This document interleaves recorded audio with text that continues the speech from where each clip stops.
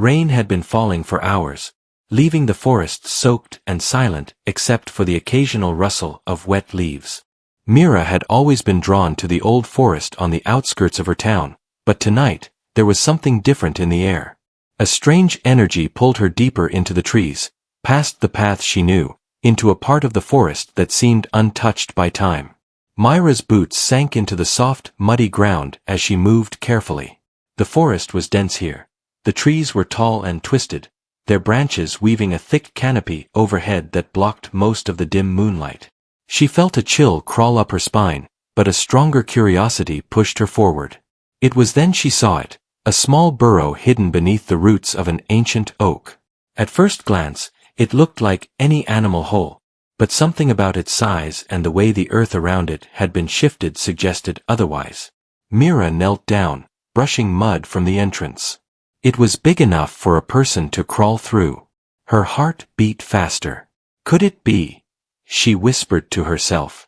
No one in town had ever mentioned a tunnel like this. And yet, the pull she felt was undeniable. Mira took a deep breath, the scent of damp soil filling her lungs, and crawled inside. The tunnel was narrow at first, forcing her to inch forward on her hands and knees. Her flashlight barely cut through the darkness, revealing roots and dirt walls that seemed unnaturally smooth, as if someone had carved them. The air grew cooler, heavier, and faintly musty.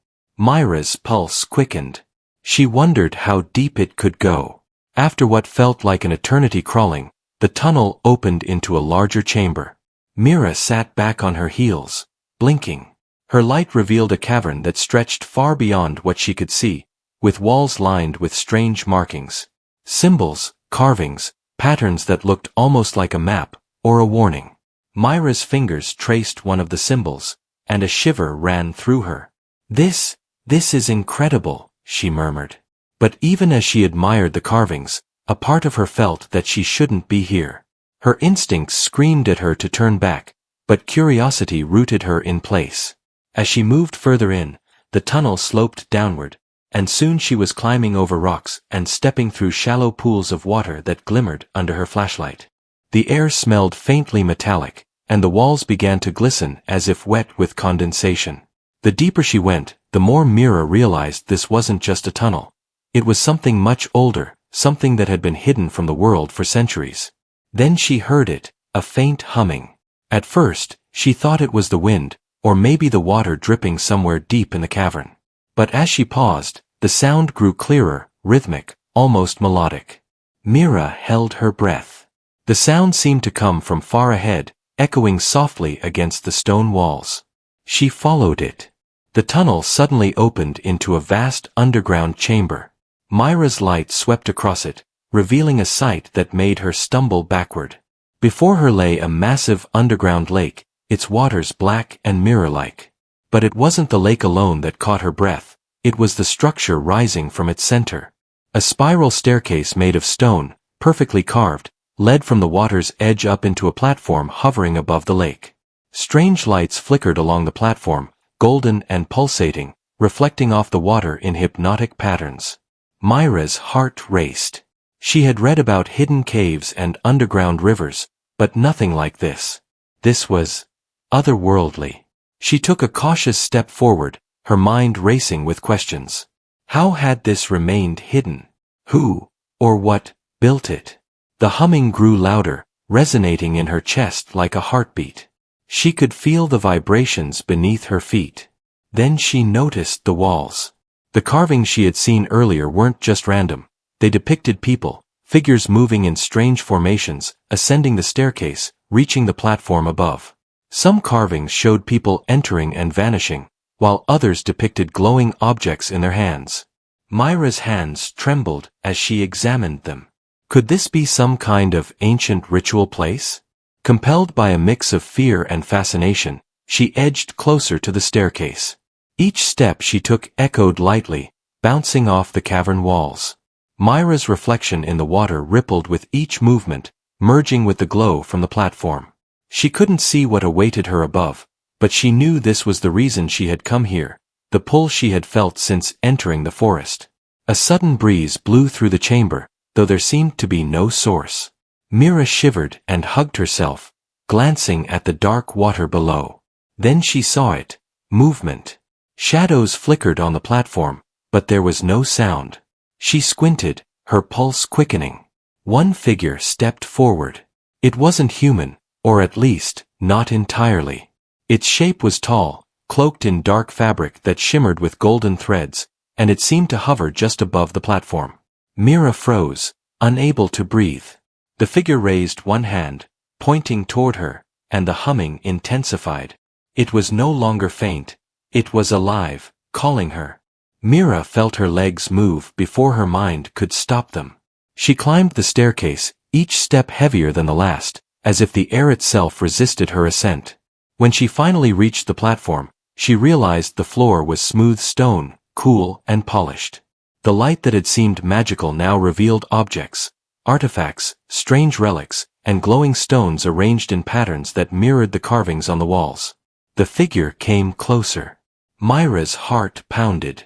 She tried to speak, but no words came. Then the figure extended a hand, and Mira realized it wasn't threatening, it was inviting. Hesitantly, she reached out. The moment her fingers brushed against the figure's hand, the platform shivered beneath her. Light exploded around her, blinding and warm. Myra's mind reeled. Visions flashed before her eyes, ancient civilizations, underground worlds, secrets buried for generations. She felt knowledge flow into her, understanding of things she had never imagined. And then, suddenly, silence. The figure was gone. The platform, the lake, even the staircase had vanished. Mira was no longer underground. She found herself standing at the edge of the forest. The burrow behind her collapsed into the earth as if it had never existed. Rain still fell gently, soaking her hair and clothes, but the air felt different now, charged, alive. Mira stumbled forward, her thoughts racing. She couldn't explain what she had seen, what she had felt. Her hands shook as she looked back at the forest, but the burrow had disappeared completely. She realized, with a mixture of awe and fear, that her life had changed forever. She had touched something ancient, something that had been hidden from the world, something that could never be revealed. But even as she made her way home, one question burned in her mind. What had she brought back with her? Mira returned home soaked and exhausted, but her mind refused to rest. The world seemed the same on the surface, her small town untouched by the secrets she had glimpsed, but she knew otherwise. Something had shifted inside her. The knowledge she had felt, the visions that had flashed before her eyes in the underground chamber, lingered like an unrelenting echo. She tried to sleep that night, but her dreams were haunted by flickering images, the glowing platform, the shadowy figure, the lake that mirrored another world entirely. When she awoke, the rain had stopped, and sunlight streamed weakly through the curtains, but Mira couldn't shake the feeling that she had changed, that her life was no longer her own. Over the next few days, Mira noticed small things, things others would dismiss. She could sense the movement of the forest from her window, hear faint whispers in the wind, and feel tremors in the ground when no one else seemed to notice. At first, she thought she was imagining it, but the more she observed, the more she realized her connection to the world had deepened. One afternoon, Mira returned to the forest. She felt a pull again, subtle but undeniable. This time she did not find the burrow. Nature had reclaimed it entirely, but she discovered traces, a patch of disturbed soil, small stones arranged in patterns, and faint markings carved into tree trunks. They weren't there before, she was certain. Someone, or something, was guiding her, leaving breadcrumbs. Determined to understand, Mira began documenting everything. She mapped the forest, noting every oddity, every shift in the landscape. She collected samples of soil, water, and leaves from areas where she sensed the strongest energy. Even in mundane details, she began to notice patterns. Moss growing in unusual spirals, tree roots forming arches that resembled the carvings underground, and water pools that reflected the light strangely, almost like the underground lake. Her friends noticed her distraction. "Mira, you've been different since last week," her closest friend, Lena, said one evening. "You're distant. You barely eat. And you keep staring into the woods like it's calling you." Mira smiled faintly, trying to reassure her. I can't explain it, Lena. I just feel drawn. There's something there. Something important. Lena frowned but didn't press further. Mira had always been curious, adventurous, and a little reckless, but this was different. This obsession wasn't just a hobby, it was a calling. A week later, Mira stumbled upon another clue, a partially buried stone slab in the forest, etched with symbols she had seen in the underground chamber. Her heart raced. Someone had to know about this place. Someone had been guarding it for centuries. She traced the carvings carefully and realized they formed a map, a guide to another entrance, hidden deeper in the forest. Excitement and fear battled within her. She could ignore the pull, walk away, pretend it hadn't happened, but curiosity was too strong. Mira packed her bag, rope, flashlight, notebooks, water, and food. This time, she would go prepared. The forest greeted her like a familiar friend, but also a stranger. Shadows stretched long beneath the canopy, and a gentle mist clung to the ground. Following the stone map, she found a small ridge hidden behind overgrown ferns. The entrance was almost invisible, an arch of roots and moss concealing a narrow tunnel. Mira hesitated for a moment, then stepped inside. The tunnel was different from the first. It was wider, smoother, and warmer, with the faint hum she had heard before resonating through the walls. Her flashlight illuminated carvings along the sides, more complex than the previous ones, depicting scenes of people ascending to the platform, interacting with glowing objects, and vanishing into beams of light. Mira realized the carvings were not just history, they were instructions. A guide to what awaited her. The thought both thrilled and terrified her. She followed the tunnel downward, past small chambers filled with strange symbols, until she reached the vast underground lake again. But this time, the platform was different. A ring of glowing stones circled the water, floating just above its surface. The shadowy figure from before appeared again, hovering over the platform, golden threads shimmering in the dim light. "You've returned," the figure's voice echoed in her mind, soft yet commanding. "You have seen, and you have chosen to seek further. Are you ready to understand?" Mira nodded, unable to speak. Her pulse raced, adrenaline and awe surging through her veins. The figure extended a hand, and this time, Mira stepped forward without hesitation. As soon as she touched the figure's hand, light enveloped her, and memories not her own flooded her mind. She saw the creation of the underground world, the people who had built it, the civilizations that had risen and fallen beneath the earth. She understood the purpose of the platform. It was a bridge, a passage between worlds, a place where knowledge and power could be shared or kept hidden. Mira saw warnings too. The platform was a test.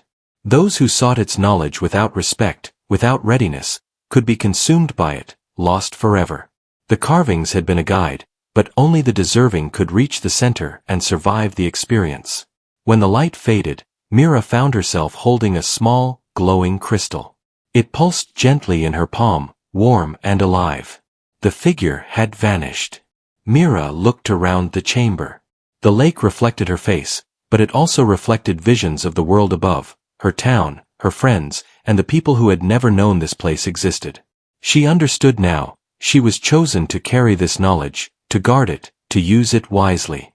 The crystal's power was immense, but it demanded responsibility. Mira felt a sense of purpose she had never known before. She wasn't just an explorer, she was a keeper, a bridge between the hidden and the known. Mira exited the tunnel carefully, making sure to leave no trace behind. The forest swallowed the entrance once more, concealing the chamber beneath its roots and mist. When she emerged into the daylight, everything seemed brighter, sharper, as if the world had been waiting for her to return. But her journey was far from over. The crystal's glow revealed visions of places yet to explore, mysteries yet to uncover, and dangers that lurked in shadows. Mira knew she would have to learn quickly, for knowledge that powerful would attract attention, curious minds, greedy hands, and perhaps forces that wished the underground world to remain forever hidden. Back in her small home, Mira placed the crystal in a secure box. Its faint glow illuminated the room in soft pulses. She wrote everything she had learned in her notebook. The carvings, the tunnels, the visions, the figure. But she knew that some secrets were too dangerous to share. The underground world had chosen her, and she would honor that responsibility. Yet, Mira could not shake a growing unease. The first time she had touched the platform, she had felt power, but also a warning. The underground world was alive, and it could sense those who sought it. She felt it now, a quiet pull toward the forest, stronger than before, as if it wanted her to return and explore even further.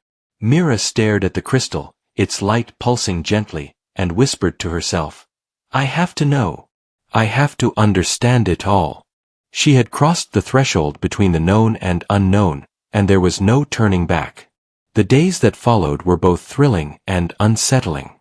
Mira carried the crystal everywhere, feeling its warmth against her palm, the faint pulse in sync with her heartbeat. It was more than a simple object. It was alive, a key to a world hidden beneath her own. Every night, the visions returned, more vivid than before. Glimpses of underground cities, glowing rivers, and figures moving with purpose through hidden tunnels. Mira knew that the forest and its secrets were calling her again. But this time, she was not just curious, she was prepared. She packed her bag with supplies, extra rope, lanterns, notebooks, and even a small first aid kit. Mira had learned that the forest tested those who entered, and she wanted to survive. She returned to the hidden ridge where she had found the second entrance. The overgrown ferns parted as if recognizing her presence, revealing the familiar archway of roots. The tunnel welcomed her, humming faintly as if acknowledging her return. Mira descended slowly, noting the carvings along the walls that seemed to change subtly. They depicted her now, her journey into the underground chamber, the crystal in her hand. The walls seemed alive, recording history and prophecy simultaneously. As she approached the underground lake, the platform was already waiting. The floating ring of glowing stones shimmered brighter than before, and the shadowy figure appeared once more, hovering above the water. Its golden threads glimmered in the dim light, weaving patterns Mira couldn't quite decipher. "You have returned." The figure's voice resonated in her mind. "You carry the crystal. You understand its power. But the true test is not in seeing. It is in action. Are you ready?"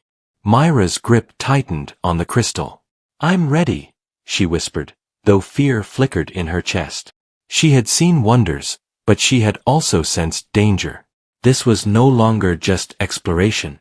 It was responsibility. The figure extended its hand, and Mira stepped onto the floating ring of stones. Immediately, the platform shifted, and the stones rose higher, forming a path across the lake. She moved carefully, the crystal's glow illuminating the water below. Strange shapes swam beneath the surface, reflections of figures she had never seen, some human-like, others more alien in form. They watched silently, curious and cautious. Halfway across, the water began to ripple violently, though there was no wind. Mira stumbled but held firm, gripping the crystal. The platform shivered beneath her, and she felt a pulse from the stone, an energy that resonated with both fear and awe. The figure spoke again, this time from all directions, echoing off the cavern walls. "The underground world tests those who seek its knowledge. You must face the challenge of truth. Only by confronting it will you earn the right to understand fully." Before Mira could respond, the water erupted. A creature emerged, massive, with scales that shimmered like molten metal, eyes that glowed faintly, and limbs that moved with eerie grace. Mira froze. This was the first time she had encountered life from the depths, something that clearly belonged to the underground world. The creature spoke, not with words but images and emotions. Mira felt fear, curiosity, and intelligence emanating from it simultaneously. It was not hostile, but it demanded respect. She realized that everything in this world had consciousness, a purpose, a role to play. Mira raised the crystal, and a beam of light shot from it, connecting her to the creature. Memories flooded her mind, visions of the underground world's guardians, creatures like this one, protecting the sacred knowledge from those unworthy. She understood that her journey was not just personal, it was part of a larger balance. The figure appeared beside her, its voice calm yet firm. "To proceed, you must choose, take knowledge for yourself, or protect it for the world." One path brings power, the other responsibility. Decide. Myra's heart pounded. She had always been curious, but she now realized the weight of her choice. Power for personal gain could change her life, but it could also bring chaos. Responsibility would be difficult, demanding, and possibly dangerous, but it was the right path. I choose responsibility, she said, her voice steady. The crystal glowed brighter, responding to her decision. The creature bowed its massive head, acknowledging her choice. The platform shifted again, revealing a hidden staircase descending into darkness. Mira knew that what awaited her below would answer even more questions, but it would also test her further. She descended, the air growing cooler, denser, filled with the faint hum of energy. At the bottom, she entered a vast chamber, larger than anything she had seen. Stone columns rose like mountains, their surfaces carved with intricate symbols and glowing softly. Pools of water mirrored the light, and small islands of stone dotted the chamber floor. Mira felt awe and humility at the scale of it. In the center, a pedestal held another crystal, larger than the one she carried, radiating light that seemed almost alive. Mira approached cautiously, sensing the power emanating from it. As she drew near, the shadowy figure appeared once more. This crystal contains the knowledge of the underground world, it said. Many have sought it. Few have succeeded. You must decide, will you take it or leave it to its guardians? Mira hesitated. She could feel the crystal's pull, its promise of understanding, insight, and even influence over the hidden world. But she also sensed the consequences. She had learned that knowledge carried responsibility, and the underground world was not something to be controlled, it was something to be respected. She reached out and touched the pedestal lightly, closing her eyes. The crystal's energy flowed into her, not overwhelming, but sharing. She glimpsed the history of the underground world, civilizations rising and falling, guardians protecting its secrets, and the delicate balance that kept the hidden world and the surface in harmony. Mira understood now that her role was not to dominate this world, but to act as a bridge, a protector, a guide. When she opened her eyes, the crystal remained on the pedestal. Mira stepped back, a sense of calm washing over her. She had been tested, and she had proven worthy, not of power, but of trust. The figure spoke one last time. You have learned what many never will. Remember, the world above will never know, but the underground will always watch. Use your knowledge wisely. Mira ascended the staircase, returning to the floating platform, the lake, and finally to the tunnel leading back to the forest. The journey home felt different, lighter, yet filled with the weight of newfound understanding. She emerged into daylight, the forest serene and unchanged, though she knew the hidden world lay beneath, alive and watching. Back home, Mira placed her crystal in its secure box. The glow pulsed softly, a reminder of the choices she had made and the responsibilities she now carried. She documented everything she had seen in meticulous detail, not for fame or recognition, but for herself, to remember, to learn, and to honor the hidden world.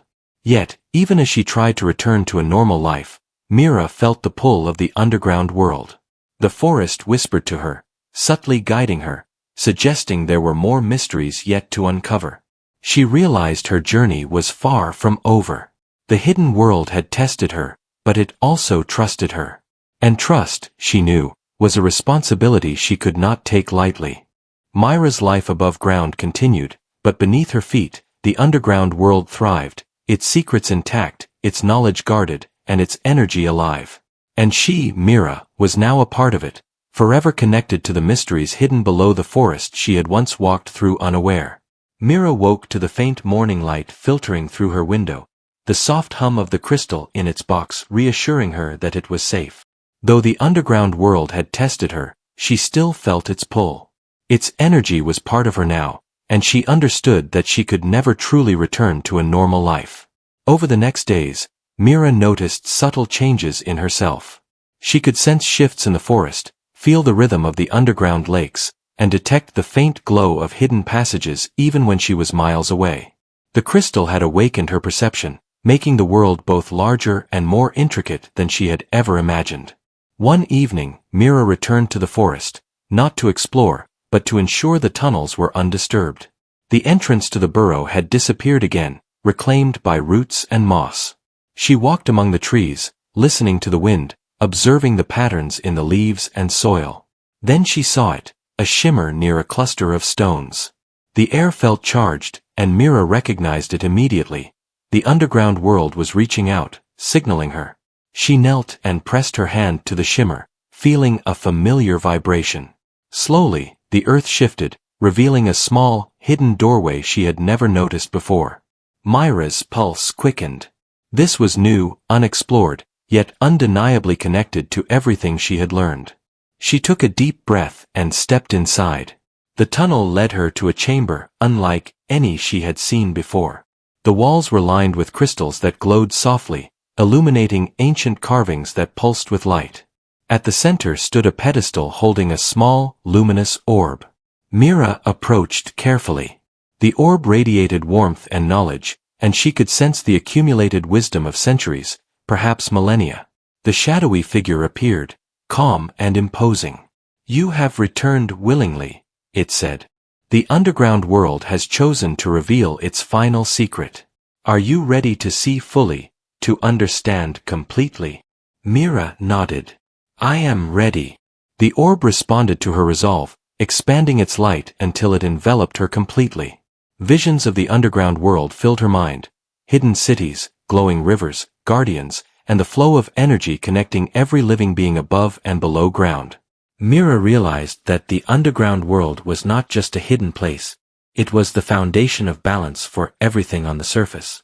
Its energy sustained life, nature, and the unseen forces that guided the world above. She saw the consequences of imbalance: civilizations destroyed by greed, secrets misused, and guardians lost. And then she saw a choice laid before her: to share the knowledge with the world above, risking chaos, or to protect it, guiding selectively and preserving the balance. Mira understood instantly. Power was tempting, but it would bring ruin if wielded recklessly. She chose to protect, to guide, to act as a bridge between the worlds. The orb pulsed in response, sending waves of energy through her body, marking her as a guardian of the underground secrets. The figure spoke one final time: "You have proven wisdom, courage, and integrity. You are now part of the underground world, yet your place remains in the surface world as well. Use your knowledge with care. Protect what must remain hidden. Guide those who seek truth responsibly." Mira felt the chamber shift. The orb's light receded, and the crystals dimmed. The tunnel opened back into the forest. Sunlight filtered through the trees, illuminating the path ahead. Mira stepped out, her heart filled with awe and a deep sense of purpose. She had seen, she had learned, and she had chosen wisely. Back home, Mira carefully documented her experiences, but she wrote for understanding, not for fame. Her notes contained the carvings, maps, visions, and insights, but she left out details that could endanger others. She knew that the underground world was not just a secret, it was a responsibility, a sacred trust that required protection. Days turned into weeks, and Mira adjusted to life above ground while remaining connected to the hidden world below. She used her newfound awareness to help people in subtle ways, guiding them with intuition and insight. She noticed patterns others missed, sensed danger before it happened, and understood the delicate balance between human actions and natural consequences. Yet, the underground world remained alive, its energy a constant presence. Mira visited the forest often, not to explore, but to maintain her connection, to ensure the balance endured. She felt the pulse of the tunnels, the life in the hidden lakes, and the silent guardians watching from below. And then one day, Mira encountered someone lost in the forest, a traveler unaware of the hidden dangers. She guided them safely back to the surface, realizing that this was part of her role. She wasn't just an observer, she was a protector. The underground world had given her knowledge, but it also gave her purpose. Mira smiled as she returned home, the crystal glowing softly in its box. The world above had not changed, but she had. She had crossed thresholds, faced tests, made choices, and emerged not just as a witness, but as a guardian of secrets that could shape the fate of the world. From that day on, Mira's life had two layers, one visible to everyone, ordinary and quiet, and one hidden, alive with the mysteries of the underground world. And she knew that she would never stop protecting it, learning from it, and honoring the choice she had made. For Mira had explored a hidden forest burrow, gone missing to the world above, but had returned transformed. The discovery underground had changed everything. Not just for her, but for the balance of the worlds themselves.